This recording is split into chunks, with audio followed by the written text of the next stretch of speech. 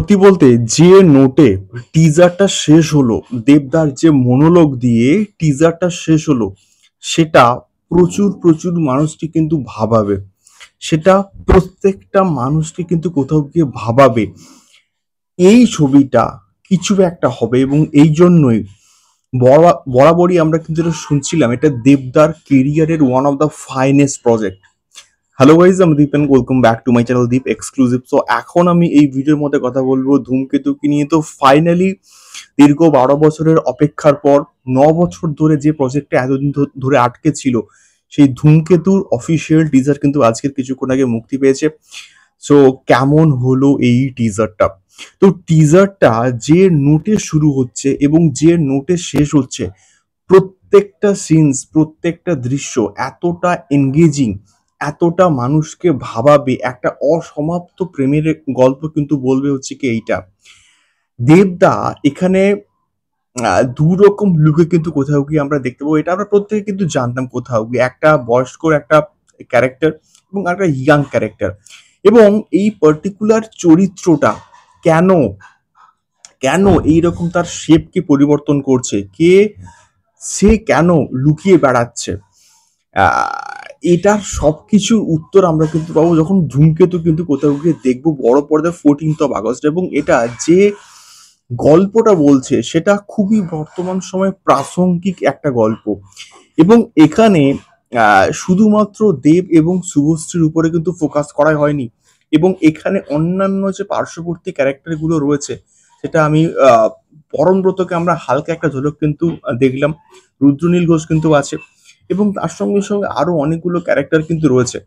এবং এই দেবের যে এই যে পার্টিকুলার চরিত্রটা, আহ, এই যে বয়স্ক একটা লুক, এটা সে কিন্তু ঠিক বয়স্ক নয়। সে হয়তো তার লুককে পরিবর্তিত কিন্তু করেছে, এমনটা আমার জাস্ট কোথাও গিয়ে মনে হচ্ছে।